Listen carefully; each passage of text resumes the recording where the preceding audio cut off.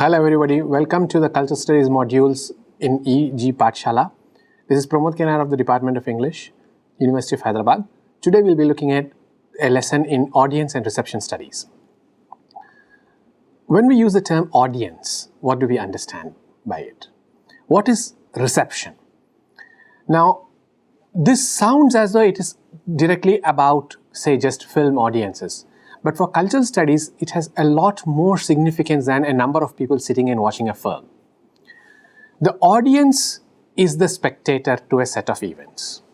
But the audience is also read in cultural studies as a consumer of those events, as a recipient of images, products, meaning, values.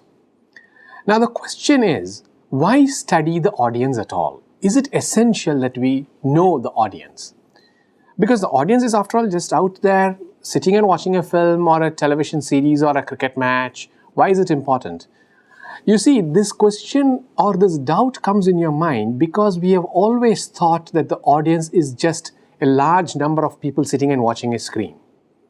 That is an older model of the audience called the passive audience model. It is no longer valid because we now discover that the question of reception is a two-way process.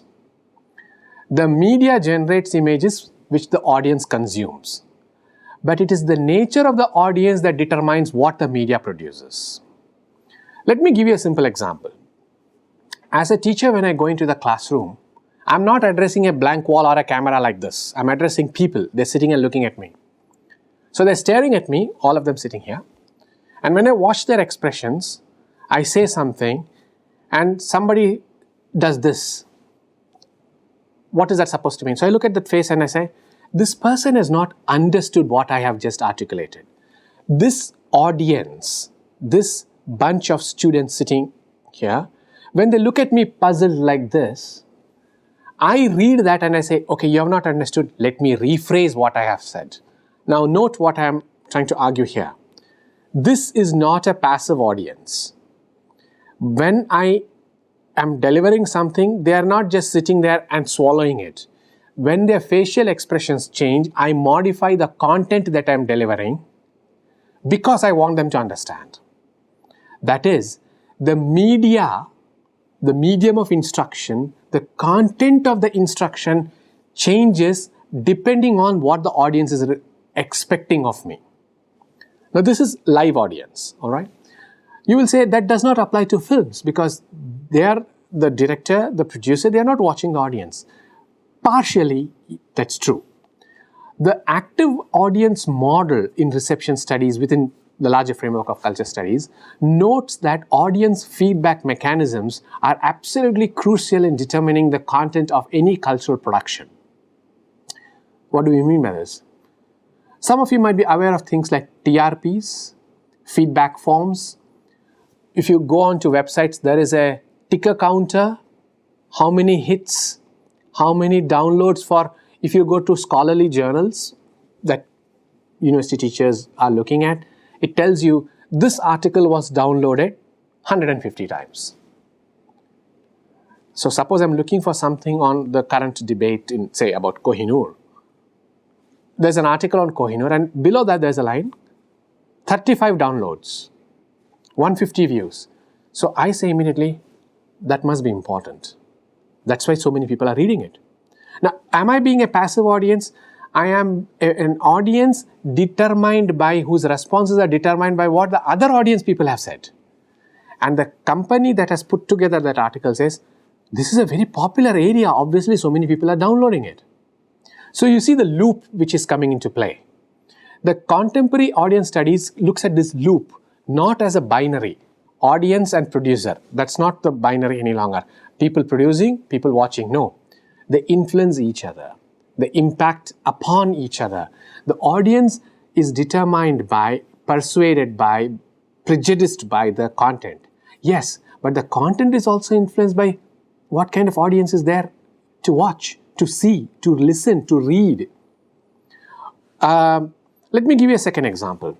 Some of you, if you go to bookstores or regularly check Amazon's website, you will have noticed that the largest selling kind of book now in India is retellings of history, the Ramayana, the Mahabharata, the revisiting of mythologicals.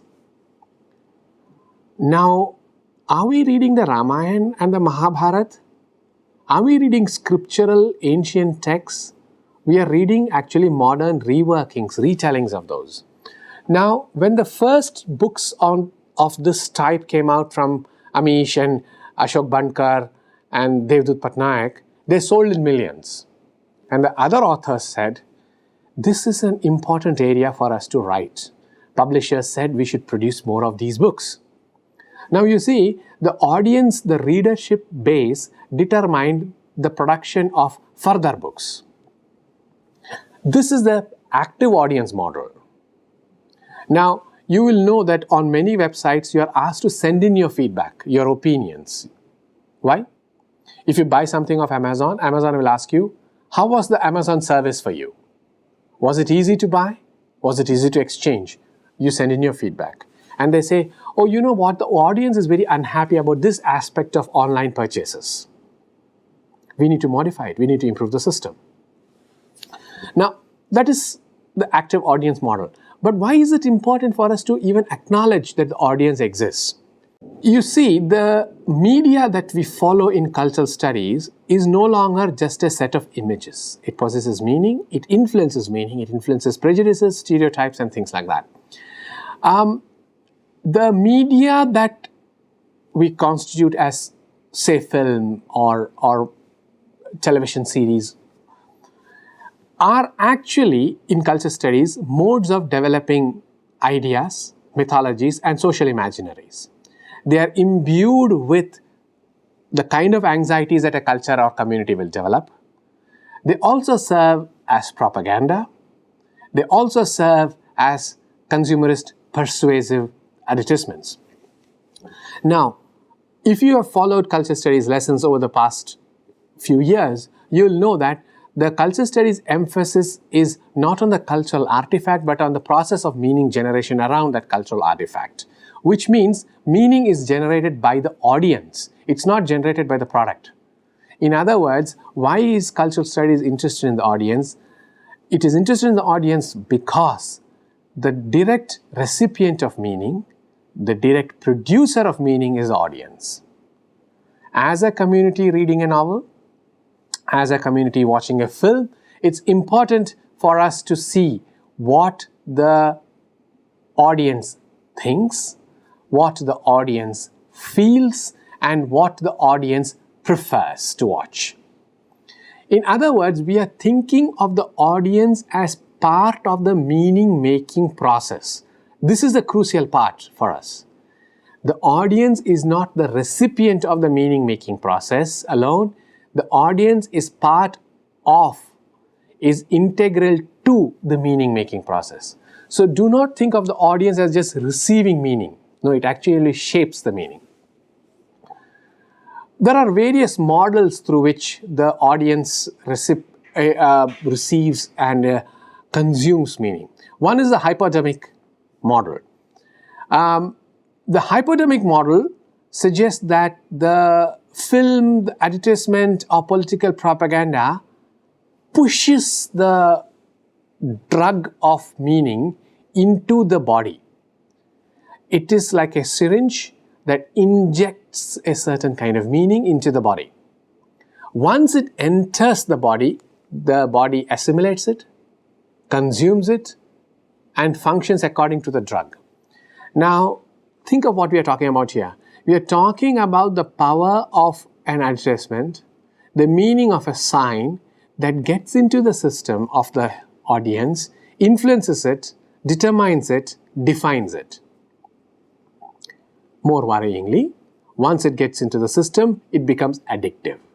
It becomes impossible to fight it. The model here ensures also that the audience, once injected with this, cannot fight it, cannot resist it. There is no way of saying, I'm immune. Now, you will say, oh, that works only for propaganda. Yes, but you see, we no longer know how propaganda works. Propaganda is insidious, as in it's invisible, it's subtle, it's hidden. Which is why advertisements are called hidden persuaders. They work secretly, secretively. They don't come straight out and tell you, this is a profit-making business, this is wonderful. No, it's something that you are first trained to desire, want to acquire, and then they give it to you. Now, the important thing here is, for political purposes, and I'm thinking here primarily in terms of large-scale propaganda, to persuade an entire country to follow a method is not very easy. Now, you will remember that during the time of Nazi Germany, there was a propaganda ministry. Goebbels, famously, determined every single piece of writing that the Germans were consuming, listening to on the radio, because his job, his task was to persuade the entire German country, the German race, that we should exterminate the Jews, that this is our fatherland and we have utter sovereignty. In other words, how does a country justify war, justify genocide? It can't be done overnight. It can't be done with force, as in you can't threaten people. What we are looking at is a technique called manipulation, or the more acceptable word, persuasion. You can only persuade people over a period of time, step by step, which is why the hypodermic model is a useful one. The hypodermic model is useful because it gives you signs, symbols, meaning and values in small quantities, enters it into the system so that we are unable to fight it.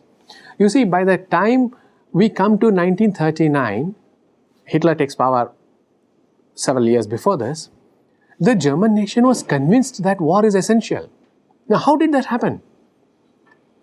We find it difficult to persuade one person.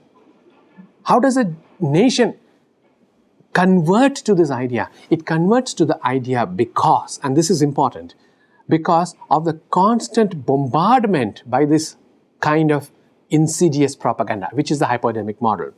Now, you will quickly say, but that suggests that the audience is passive. Not so. The audience is not always passive because of several things. One, the audience already has an inbuilt anxiety level. The media works on that anxiety. What the Nazis did was to say, you know what, they'll take away your land, they'll take away your jobs. So the common man said, if they take away our jobs, what happens? You will be unemployed. You'll not have any money. And the Jews are responsible for all this. You see, over a period of time, it cultivates the audience, it persuades the audience through a set of very concrete images or symbols. This is a cumulative model. Remember what I just said. It cannot be done overnight. It's done over a period of time. It's done over a period of time because people are not always very easily persuaded. And direct persuasion is far, far less effective than subtle persuasion. You will worry that we don't know who we are targeting in the audience, which is true. As in, the political propaganda minister cannot identify every single member of the audience. No. So, people of different ages, people of different classes, people of different religious backgrounds may not all come together and listen to a speech. If they do listen to a speech, they will not always take away the same meaning. In a class of 45, when I teach something, 45 people sometimes generate 45 different meanings, sometimes 90 different meanings. How so? Because we each process it differently. So the struggle here is to ensure that a cogent cumulative effect is spread across a diverse audience. It has to bring the audience together, as in, they all should listen to you. But they should also make sure that this is spread across in ways that each person takes some bit away, even if they are different, even if they are skeptical, I don't trust what is being said, or I don't know what you're saying is true or not. Despite those differences, despite those uneven consumption, cumulatively, they will take away some common things. That is what is important. In other words, I am actually saying, despite diversity within the audience, reception studies tells us that there are common denominators. For example, the instance I gave you, if there are people or if there are societies or communities anxious about jobs, you can target employment and say, jobs are what will go. I am not worried that they will take away education. I am worried about employment. So the sales pitch, the propaganda pitch will be about employment. So despite differences, the man who works in the factory and the man who works in the shop are both concerned about one thing, employment. Now see, they work in different areas. Their salaries are different, their working conditions are different, their family structures and requirements are different. But they come together because of a common denominator, the anxiety over unemployment or possible unemployment. Cumulatively, this is the determination of attitudes, perceptions. Advertising is about the organization of perceptions. And that is what audience studies is interested in.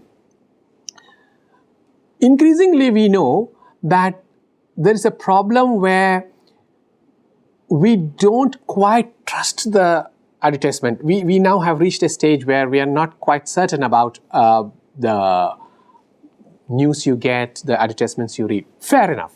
As in, we are not quite sure that we agree with what is going on and we say, oh, that's exaggerated, that's dramatized, that's over dramatic and all that. Yes, I understand that we all have reached a certain level of skepticism about images, language, and things like that.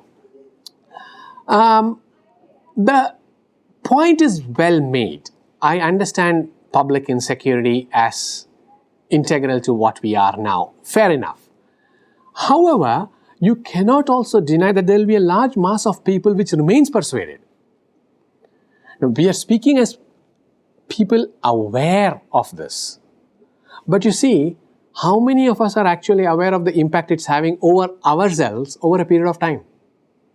There is an immediate response, oh, that's terribly violent, that's unacceptable. But over a period of time, that reaches a second order of judgment where your attitudes begin to show shifts. As in, we need to understand that there is a first order of judgment and a second order of judgment. The first order of judgment is, oh my God, that's terrible. That's an instinctual response saying, we are very annoyed with what we are saying, we are very irritated with what we are saying. But over a period of time, the advertisements have generated power. Let me give you an example. If you look at newspaper advertisements for property now, you will see a lot of material and propaganda about gated communities. Now, why are gated communities so popular? Because gated communities are projected as mechanisms of separating yourself from the crowd, and it also instills a sense of security. Now you see, you cannot instill a sense of security without first persuading them that outside the gated community they are insecure.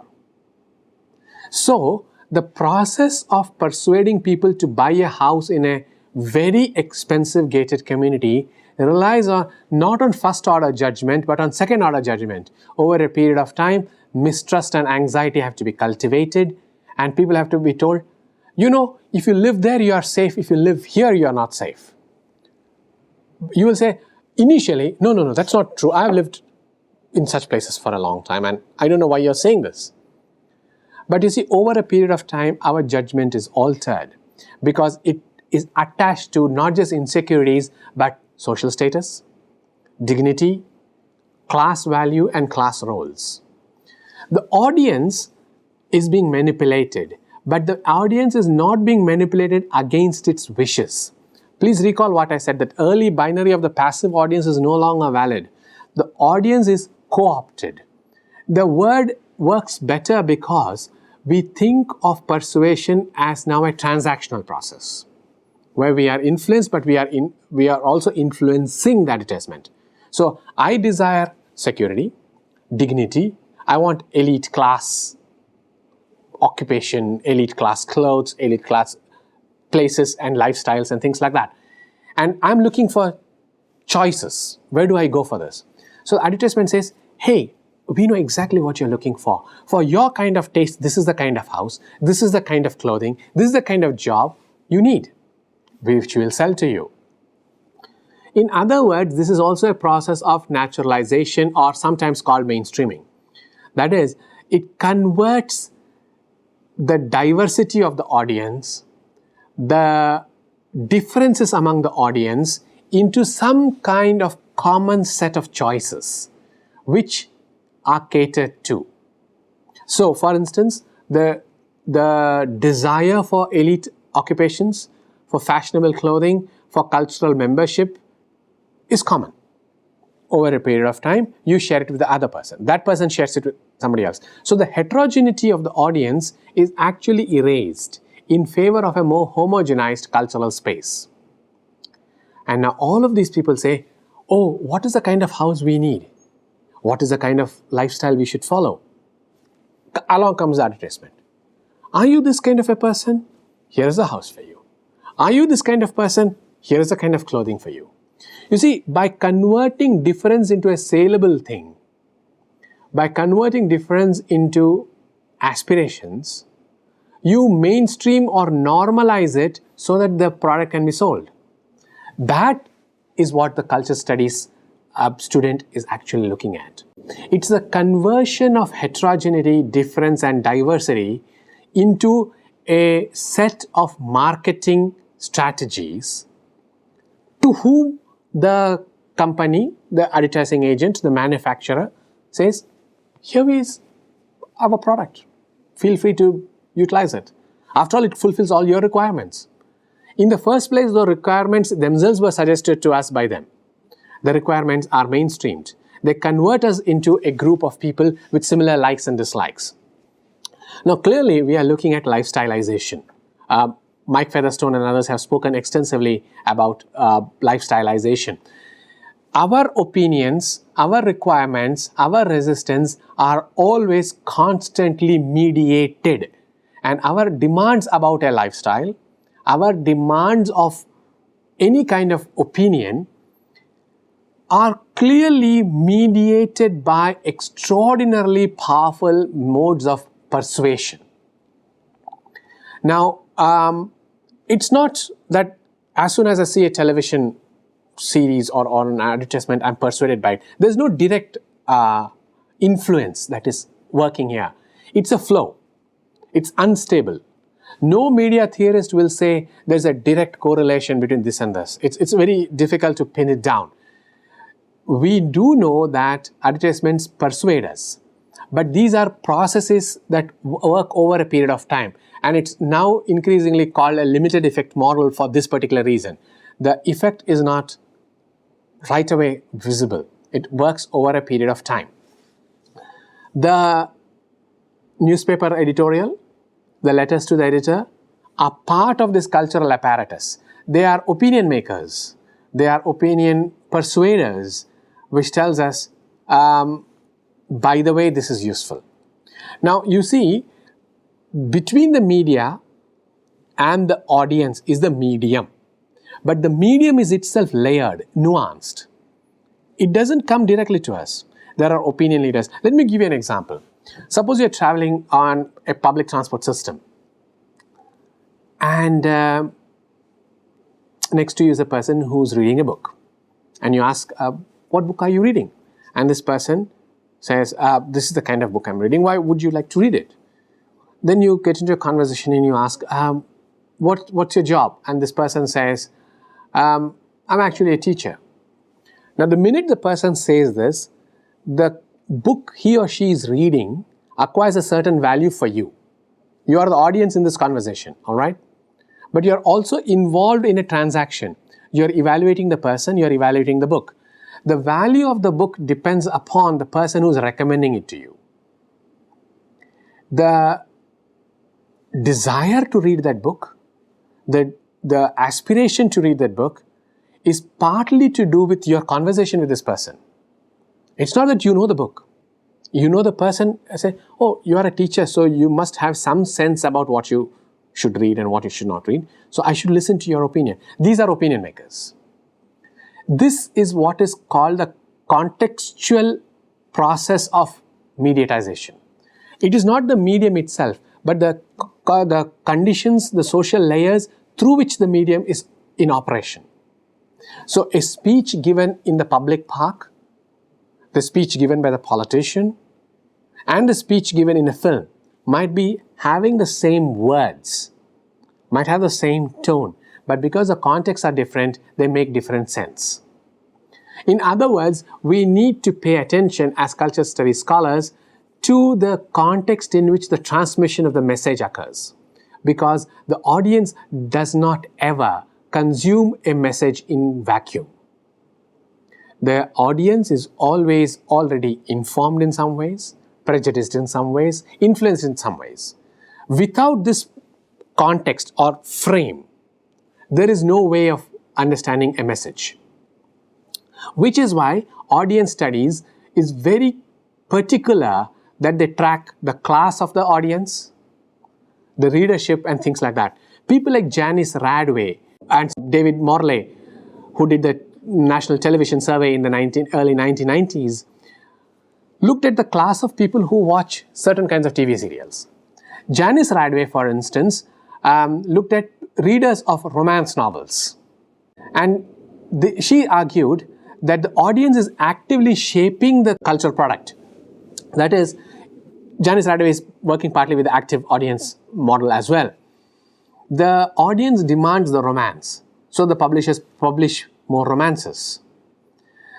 It is not an unthinking large mass.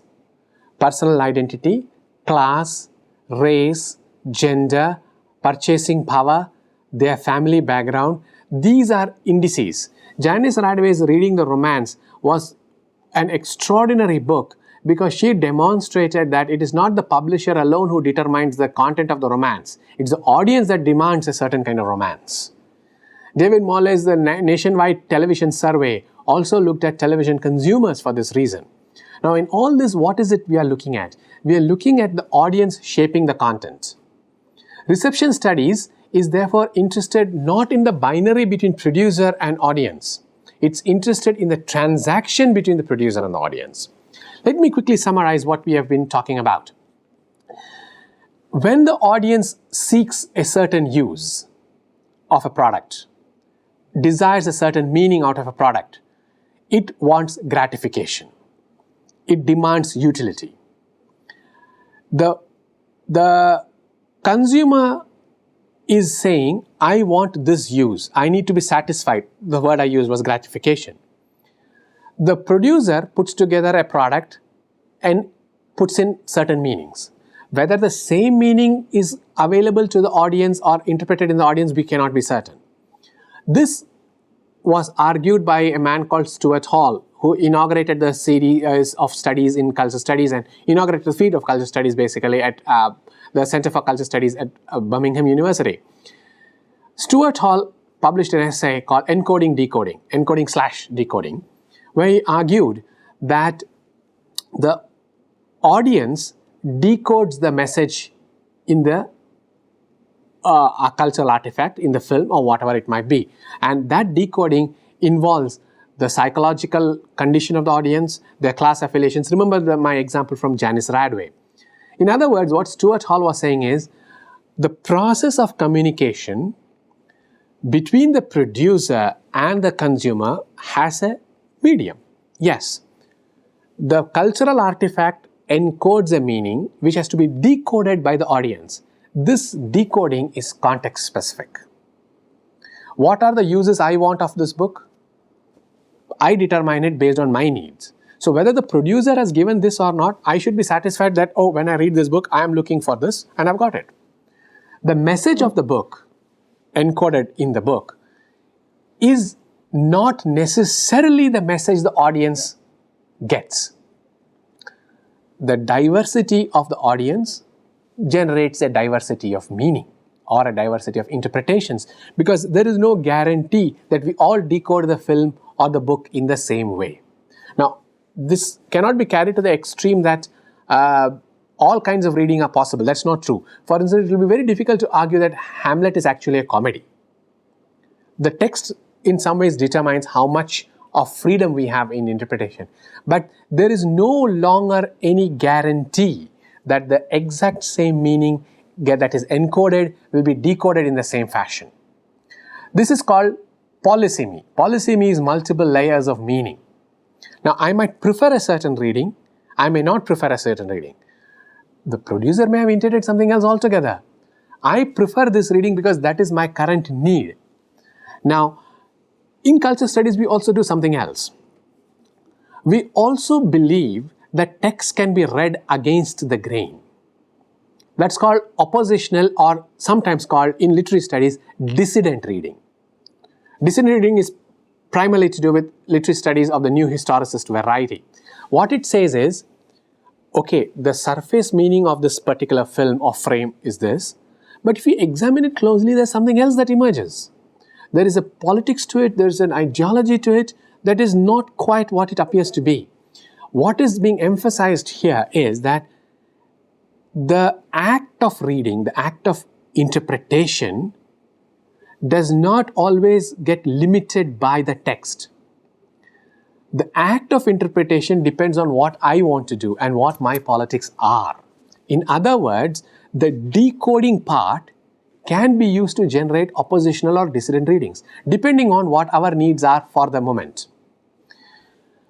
This found its biggest expression in screen studies or screen theory, emerging in the mid-70s towards the late 70s and early 80s, primarily to do with the work of Christian Metz and Laura Mulvey. Laura Mulvey, whose work on the audience and screen studies is even today one of the most influential essays in film studies. Mulvey argued that when men watch films, the representation of women in films is read in certain ways. And she spoke of the gaze of the spectator as an always already gendered one. Later, people like Jacqueline Rose would speak about the scopophilic gaze. Scopophilia is actually sexuality in the field of vision. That's the title of Jacqueline Rose's book.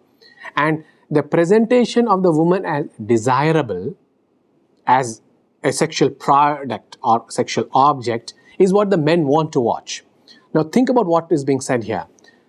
It's no longer possible to say it is because there are these women that the men watch. It's because there are men that these women are being portrayed in certain ways. So it's a process that is very interlinked, which is rooted in context. So which kind of women do you want to watch? What is the class of women? What is the age of the woman there? Is context specific. In other words, we are looking here at the influence of contexts like class, caste, religion, money, in the way we ask for certain forms. This means, and this is where it becomes very interesting for us, we have to accept that the ideology of the film, the form of the film are determined not only by the producer but by the spectators. It is the demand by the spectators, by the audience, that generates certain kinds of texts. Therefore, they suggest that we should read the form very carefully. We should locate the audience very carefully. There is no innocent text. There is no innocent audience. The spectator determines the product. Why is it important to study this? Why is it essential to study this? It's important to study this because meaning is not fixed. Meaning changes with the social class, religion, linguistic audience and its nature. That is, the text is not read in the same way because when you look at the ethnography of the audience, each audience consumes it for its own purposes at that particular point in time. There is no way that you can insist on one sole textual reading. There is no guarantee that the audience will read in certain ways. For instance, a novel that is read during wartime generates a certain kind of meaning. In peacetime, it generates an entirely different meaning. You cannot say that this novel will make the same sense from 1900 to 2050. During war years, during peacetime, the novel means different things. So people who do ethnography studies in sociology and media studies are very particular that they track the nature of the audience and their conditions. Now, to go back to the question I asked, why is it important to study this at all? It's important to study this at all because it tells us that the text, the cultural text, is not innocent. 2, meaning is not something that is consumed passively by the audience. 3, meaning is not produced only by the producer. 4, that the meaning put into the artifact, encoding, need not be the meaning generated by the audience. Audiences vary. There is now a theory of the diffused audience theory, as in we do not know where the audience is diffused audience, how it consumes. What we can accept and understand is meanings encoded by the producer are altered by, consumed in different ways by the audience. When I want to make meaning out of lives being portrayed on the screen, I can only interpret those lives in the way my specific social context makes sense of life. It could be aspirational, as in the portrayal of the rich and the famous will set, oh, those are the kinds of people I want to be. But it's still being decoded in my own context, in the way I want it read. It can't be that everybody can read it in the same way. There is also a question of cultural competence. How we read text. For instance, culture studies scholars will be skeptical about this. The others may not be. In other words, it's important to look at the context of the media text, the context of the media process. To conclude, audience studies is important because the process of meaning making is no longer only invested in the producer. The text is no longer innocent and closed off, and the audience is no longer passive. Because cultural texts are about power relations, the determining factors that the audience carries by way of its class affiliations and its political requirements and the editorial requirements of the producers are part of a process. They are no longer distinct domains.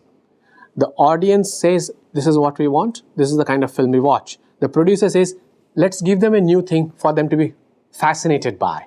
The rise of the superhero comic book, the fantasy, the kind of retellings of epics are not innocent acts by, say, Penguin or Random House. Audience demands, producer produces. But what the producer produces doesn't necessarily make it closed off for the audience. They interpret it in their own way. Culture studies, because of its interest in power and cultural artifacts, looks at this transaction as part of the process of social differentiation. And that's why we need to study it. Thank you.